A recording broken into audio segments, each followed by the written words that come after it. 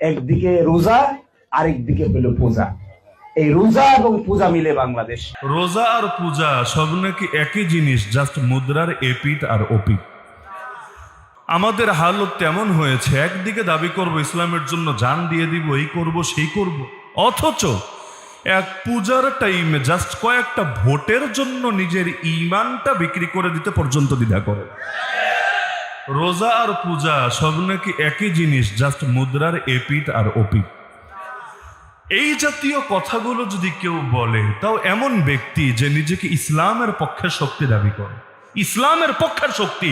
আরে কেউ যদি নিজেকে ইসলামের পক্ষের শক্তি দাবি করে, সে হুজুর হোক আর সাধারণ মানুষ হোক, তখন কিন্তু তার কথা আর অন্যদের কথা সমান থাকে না, বরং তার প্রতিটা কথা মূলত ইসলামের পক্ষেই প্রতিনিধিত্ব করে। তা আপনার ভোট দরকার, ভালো কথা, কিন্তু এই ভোট যদি আপনার এতই দরকার হয়, প্রয়োজনে থালাবাটি নিয়ে রাস্তার পাশে বসে পড়েন না, মানুষের হাত জোর করে মানুষের কাছে ভিক্ষা চান না, কিন্তু ইসলামের নাম লাগিয়ে যখন আপনি ইসলামের রূপটাকে বিকৃত করবেন, আল্লাহর জমিন আল্লাহর সঙ্গে শিরিক হবে, এতে কোনো কষ্ট তো পাবেনই না, এতে আপনার দিলে ব্যথা তো লাগবেই না, এতে মানুষগুলোর হেদায়েতের জন্য কোনো ফিকির বা দোয়া তো করবেনই না, উল্টো তাদের সেই শিরিককে স্বীকৃতি দিয়ে নিজের নামটাও জাহান্নামীদের তালিকা অন্তর্ভুক্ত করবেন।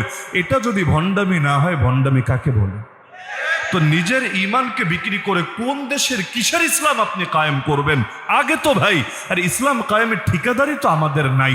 আমরা সবাই যদি এখানে শহীদ হয়ে যাই আল্লাহর জমিনে, এক সেকেন্ডের জন্য ইসলামকে বিজয়ী না করে যেতে পারি, তো কি লস হবে বলেন না? কি লস হবে? কিয়ামতের দিন আল্লাহ ধরে এই বিরুলিয়া সমস্ত আলেম আর ইমামদেরকে এজন্য জাহান্নামে ফেলবে যে কিরে বান্দা, তুই ইসলাম কায়েম করলি না কেন? এই প্রশ্ন আল্লাহ করবে। আরে কেয়ামতের প্রশ্ন তো স্পষ্ট, প্রশ্ন ফাঁস করে দিয়েছেন আল্লাহ। যেই প্রশ্নগুলোর জবাব দেওয়ার আগে কেউ একটা কদম সেই জায়গা থেকে সরতে পারবে না। ওই প্রশ্নের মধ্যে এমন কোনো প্রশ্ন পারলে আমাকে খুঁজে বের করে দেখান, সই হাদিস থেকে হোক, আসার ও সাহাবা থেকে হোক, যেখান থেকে পারেন, যে আল্লাহ প্রশ্ন করবে, বান্দা তুই ইসলামকে বিজয়ী করলি না কেন? এমন কোনো প্রশ্ন আল্লাহ করবেন কাউকে? কারণ ইসলামকে বিজয়ী করার শক্তি তো নাই আমাদের, আমরা তো যা চেষ্টা করতে পারি, কিন্তু সব নিয়ন্ত্রণ কার হাতে? মক্কায় যেই সাহাবীরা শহীদ হয়ে গিয়েছেন, মক্কায় যেই সাহাবীরা শহীদ হয়ে গিয়েছেন, ইসলামকে বিজয়ী করে যেতে পারেন নাই, ইসলামের বিজয় দেখেও যেতে পারেন নাই, তাদের দাম কম না বেশি? সুমাইয়া রাদিয়াল্লাহু আনহা, তিনি ইসলামকে কয় ইঞ্চি মাটিতে বিজয়ী দেখে গিয়েছেন আমাকে বলেন পারলে? কিন্তু এই যে সুমাইয়া ইসলামকে বিজয়ী করে যেতে পারেন নাই, বিজয়ী দেখে যেতে পারেন নাই, এর জন্য আল্লাহর কাছে তার দাম কমে গেছে। আমাদের দায়িত্ব হলো সহি তরিকায় চেষ্টা করতে থাকা, সবাই মিলে চেষ্টা করার পরও একজনও যদি সফল না হই, আল্লাহ এর জন্য পাকড়াও করবে না। হ্যাঁ, চেষ্টা যদি না করি, চেষ্টায় যদি ত্রুটি রাখি, আল্লাহ আমাদেরকে ছাড়বেন না। লা ইউকাল্লিফুল্লাহু নাফসান ইল্লা উসআহা, আল্লাহ সাধ্যের বাইরে বোঝা চাপিয়ে দেন না। তো সুতরাং এটা আবার কেমন কথা যে যেই দায়িত্ব আমার কাঁধে নাই, ইসলামকে বিজয়ী করা, ইসলামকে এমন একটা পর্যায়ে নিয়ে যাওয়া যখন প্রতিটা ইঞ্চি ইঞ্চি মাটিতে ইসলাম বিজয়ী হবে, তো যেটা আমার সাধ্যের কথাই না, যেটা আল্লাহর নিয়ন্ত্রণে, ওই জিনিসকেও আদায় করার জন্য আমি যদি তরিকাই নষ্ট করে ফেলি, আমি যদি ঈমান আর কুফরকে মিলিয়ে একাকার করে ফেলি, এর চাইতে বড় ভণ্ডামি কি হতে পারে?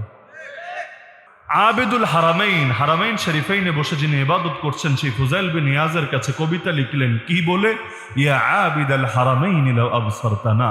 এই কবিতা আজকাল কেউ লিখলে আরে বেয়াদব বানায় ছাড়তো, যে তুই ইবাদতের শানে বেয়াদবি করেছিস, একজন আবেদ এবং বুজুর্গের শানে বেয়াদবি করেছিস। ইয়া আবিদাল হারামাইন লাউ আবসারতানা, হে হারামাইনে বসে বসে ঠান্ডা মাথায় ইবাদতকারী, যদি তুমি আমাদেরকে দেখতে যারা জিহাদের মাঠে আছি, লাআলিমতা আন্নাকা ফিল ইবাদাতি তালআবু, তুমি বুঝতে পারতা ইবাদতের নামে তুমি কোন খেলতামাশার ভেতরে আছো।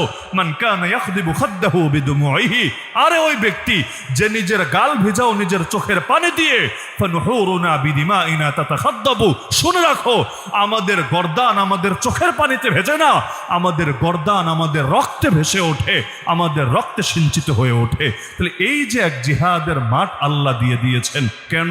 আল্লাহকে চাইলে এগুলো ছাড়া ইসলামকে বিজয়ী করতে পারতেন না? আচ্ছা আমাকে বলেন, নবীর রক্ত ঝরানো ছাড়া আল্লাহ ইসলামকে বিজয়ী করতে পারতেন নাকি পারতেন না? যদি বলেন পারতেন না, আপনার তো ইমানই নেই, আপনি তো আল্লাহকে সর্বশক্তিমান মানেনই না।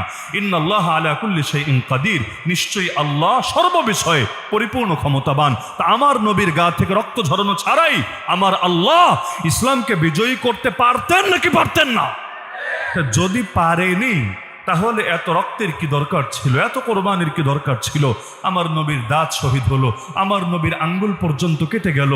ঠান্ডা মাথায় জিহাদের মাঠে নিজের আঙ্গুলকে দেখে নিজে কবিতা বললেন, হাল আনতি ইল্লা ইসবাম দামিতি ওয়া ফি সাবিলিল্লাহি মা লাকিতি। আরে তুই তো একটা আঙ্গুল মাত্র, যে রক্তাক্ত হয়েছিস, তো সমস্যা কোথায়? যা হয়েছে আল্লাহর রাস্তায় জিহাদের ময়দানেই তো হয়েছে। এমনকি নিজের আপন আপন মানুষরা নিজের আপন চাচাকে পর্যন্ত শহীদ হতে দেখেছেন। এই যে এত কষ্ট, এগুলো ছাড়াও আল্লাহ যেহেতু ইসলামকে বিজয়ী করতে পারতেন, তাহলে এগুলোর দরকার কি ছিল? প্রশ্ন আসে নাকি আসে না? আল্লাহ তাআলা এই পাহাড়কে নিয়ে পর্যন্ত যারা ষড়যন্ত্র চক্রান্ত করছে, ওদের সব ষড়যন্ত্র আর চক্রান্তকে নস্যাৎ করে সেই অঞ্চলটাকেও নিরাপদ করে দিতে পারেন নাকি পারেন না? তা আল্লাহ তো পারেন, তাহলে করেন না কেন? করেন না এই কারণে, সব যদি তিনি তার নির্বাহী আদেশে করেই দেন, আমার আপনার দাম বাড়বে কিভাবে? কিয়ামতের দিন দামি তো হতে হবে, দামি হওয়ার জন্য কোনো একটা মাধ্যম তো লাগবে। তো সব যদি আল্লাহই করে দেন তার নির্বাহী আদেশে, কিয়ামতের দিন আমার পুঁজি কি হবে?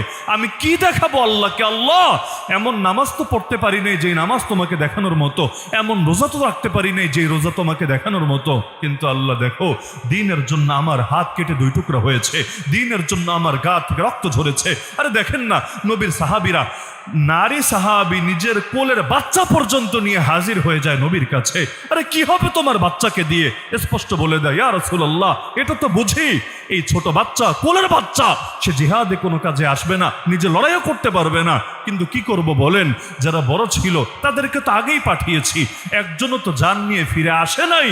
আর আমি তো নারী, আমি যেতে চাইলেও তো আমাকে আপনি যাওয়ার অনুমতি দেবেন না। কিন্তু দিল তো মানে না, মন তো সয় না। তো কি করব বলেন? যা ছিল সেই পুঁজি নিয়ে হাজির হলাম। আপনার কোনো সাহাবীর কোলে আমার বাচ্চাটাকে দিয়ে রাখেন না। জালেম যখন আপনার বুকে তীর মারবে, বর্ষা মারবে, আর কোনো কাজে না আসলেও এতটুকু কাজে আমার এই বাচ্চা তো আসতে পারবে। আপনার সেই সাহাবী আমার বাচ্চাটাকে আপনার বুকের সামনে ঢালের মতো পেতে ধরবে, জালেমের তীর বর্ষা এসে আমার বাচ্চার বুকটাকে ফরফর করে দিয়ে যাবে। কিন্তু আমার বাচ্চার প্রাণের বিনিময়ে হলেও আপনার প্রাণ তো সুরক্ষিত থাকবে। কাল কিয়ামতের দিন গর্ব করে বলতে তো পারবো, আল্লাহ, আমার সন্তান তার জান কোরবান করেছে তোমার নবীর হেফাজতের জন্যে।